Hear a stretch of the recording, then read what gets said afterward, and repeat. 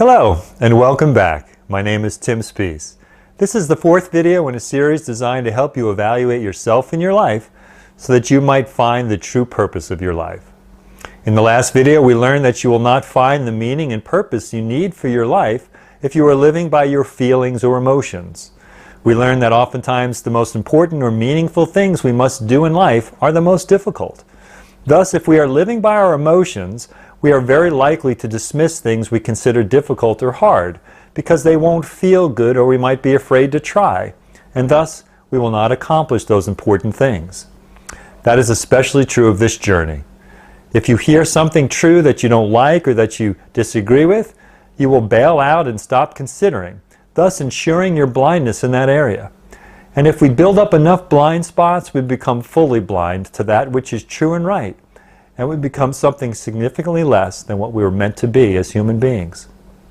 We learn that there are two basic kinds of people: those who make a conscious effort to know what is true and right and to try to live by those beliefs or principles, and those who do not. If you, dear viewer, don't care about what is true and right or false and wrong in an objective manner, not just things that are true and right that you benefit from, then you cannot take this journey. You will never find the purpose of your life, nor will your life ever have deep meaning. You will merely wander around trying to get what pleases you no matter what it does to other people, and thus you will never become what you were meant to be. So let's explore the topic of principles and beliefs. I'm about to say some preliminary things and ask some questions that you will need to reflect about and think upon later on. Does not every physical thing that exists have a cause? In other words, can you think of anything physical that does not have a cause? Let's take some examples. Let's consider a rock you find in your yard. What is its cause of existence? Well, it was caused by geothermal events that happened a long time ago. That is, unless you live right next to an active volcano. Okay, another example. How about your refrigerator or your computer or cell phone or car? They were designed by engineers and manufactured by companies some years ago. All of their components were likewise designed and manufactured by people. That is, people took existing materials and shaped them into those objects.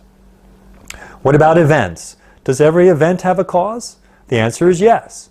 The cause might be difficult to discern, but everything that happens has a sufficient cause.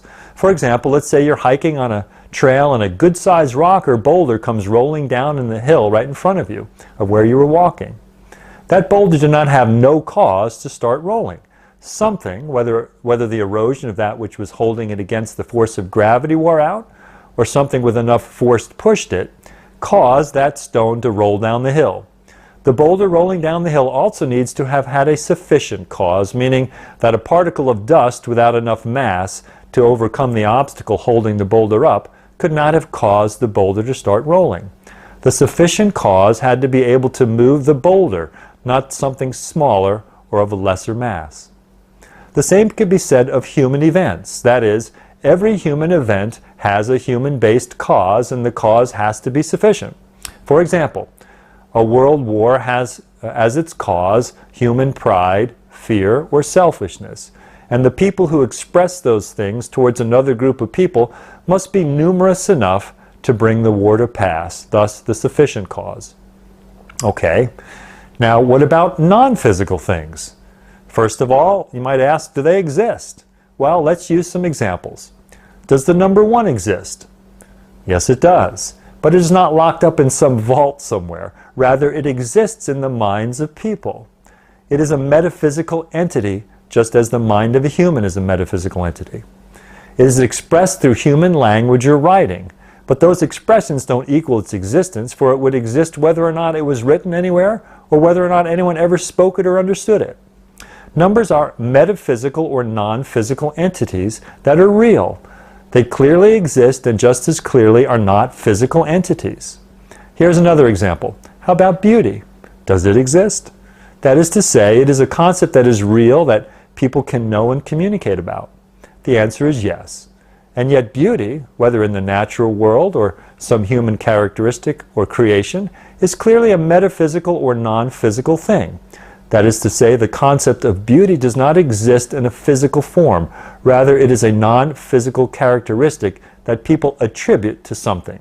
either physical, like a flower, or non-physical, perhaps like the inner attitude of a woman, which attitude has outward expressions. To prove this simple truth, there are many people that others consider physically beautiful, and yet these same physically beautiful people are also known as ugly people. So, what is the ugly if not non-physical? Let's look at another example of a non-physical thing. Human knowing and reasoning. Obviously, people can reason with their minds, and yet their thoughts, the things that reason works with, are non-physical. For example, a person could have a Nobel Prize winning surgical team looking at their brain with all the latest technological instruments, and yet those surgeons can never know that the person on the table is thinking about a beach in the Caribbean. We will look at that more closely a bit later on. For now, suffice it to say that without much effort and a willingness to admit to simple self-evident truths, clearly non-physical things do exist. Can you agree to that simple truth, dear viewer? Will you submit to reason and truth or not? A physicalist, that is, someone who believes that everything in the human experience can be explained by physical means, and thus who doesn't like the evidence of non-physical things that we just reviewed, will try very hard to deny the plain evidence of metaphysical or non-physical entities like thoughts or numbers. But they are both unreasonable in their objections, and they use non-physical things, thoughts, to articulate their objections. So let's get back to principles. Do they exist? Yes, they do. They exist just as much as a person being able to solve a mathematical equation in their mind proves that math exists, even while mathematics is obviously not a physical thing. So let's take a step further. Remember how we agreed that anything that exists must have a sufficient cause? Do principles need a cause to exist? Not the specific principle, but rather any principle. The answer is clearly yes. If principles exist in people's minds, and they do, then there must have been a sufficient cause behind our minds having the capacity to know and hold principles. Please let me repeat that important point. If principles exist in people's minds, and they do, then there must have been a sufficient cause behind our minds having the capacity to know and hold principles.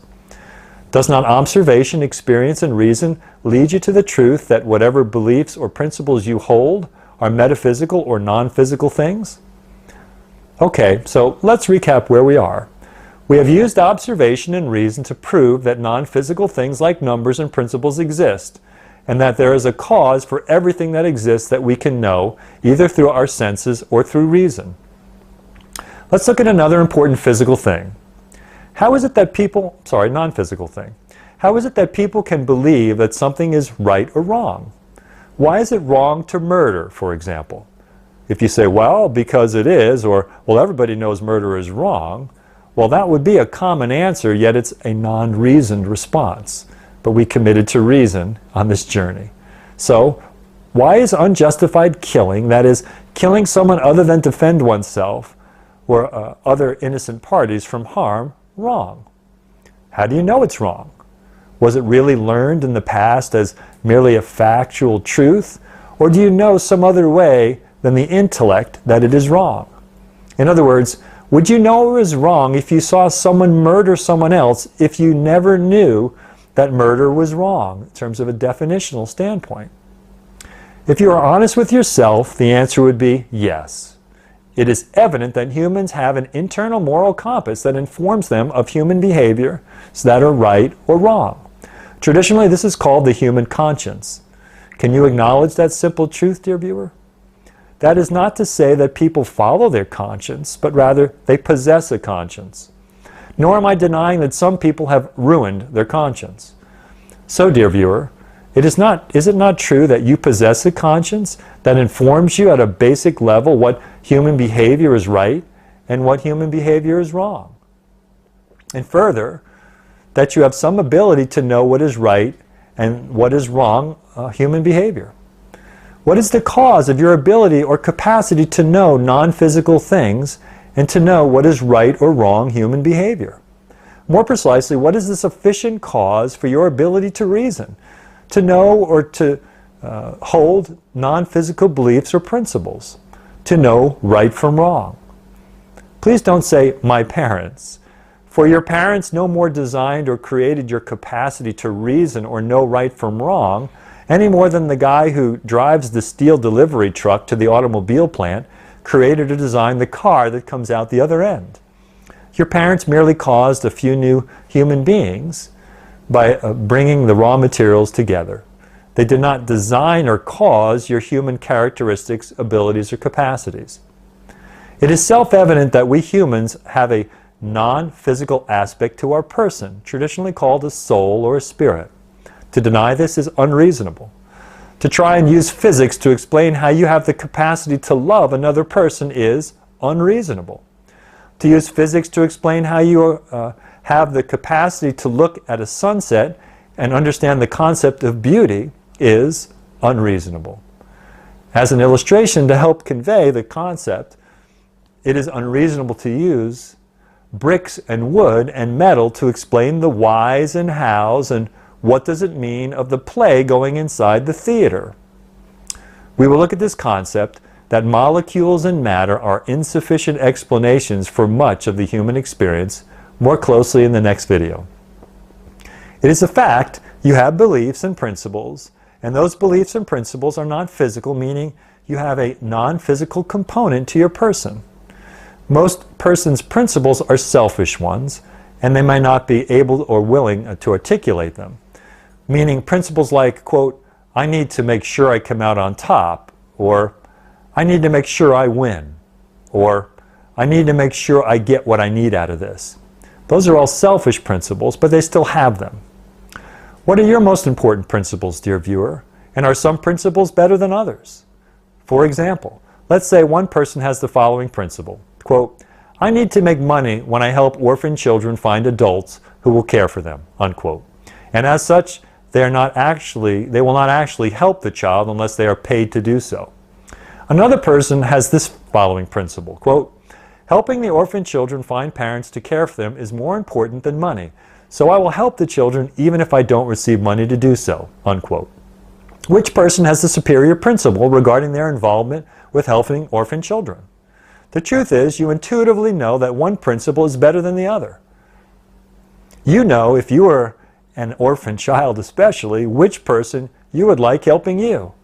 And that is the person with the superior belief or principle regarding their involvement with orphan children. Please don't deny this simple truth. In your ability to make those judgments and know those things, you are saying that you know what is good or bad, and further, that one person can be a better person than the other. For a person living by better principles will be a better human being than the person living by lesser or worse principles. Again, I ask, what is the first and sufficient cause for your ability to know and judge like that?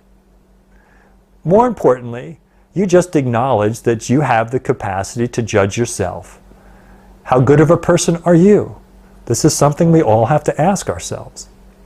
The truth is that all humans have the capacities to know, reason, and judge right from wrong. This capacity, not the things known or the reasons articulated or the judgments made, but rather the capacity is not dependent upon a certain culture or time in history. Rather, it is an aspect of human nature. All human beings have this capacity irrespective of the time or place they exist. It is part of who we are. In addition, the principles or what is decided as right or wrong behavior are not relative to a particular human culture, but rather are universal. For example, all people in all cultures the earth has ever supported know that it is wrong to torture an infant or a baby. Thus to say that the moral compass of a human culture is relative with no absolute moral beliefs or principles is erroneous. The truth is that all humans have been designed with both the capacity to reason as well as the capacity to know what basic human behavior is right or wrong. They have been given a conscience. To use a computer analogy, they have been given an operating system of basic rules. Furthermore, those people who hold to better beliefs and principles will in fact be better human beings if they live by those beliefs and principles. And so we have come to the final question of this video. Can you judge yourself to determine if you are a good or a bad person? In other words, You would have no problem judging another person's words or behavior as good or bad, right or wrong. You do it every day to some extent. So how do you do with yourself? Take some time to look in the mirror and ask the question, am I a good person or a bad person? Am I living by good principles or bad ones? Am I living by any principles other than, quote, I need to make sure I come out on top, or I need to make sure I win, or I need to make sure I get what I need out of this? Where do my principles come from, ask yourself. If you are able to look at yourself with any level of objectivity, if you can escape the fear, pride, selfishness cocoon for even just a moment, then you will have done well. You will get some very important answers, and you will experience the difficulty of this journey, and you can continue. Until next time, be real, get past the shallowness and pretentiousness of typical American life, and look deeper to find what you really need.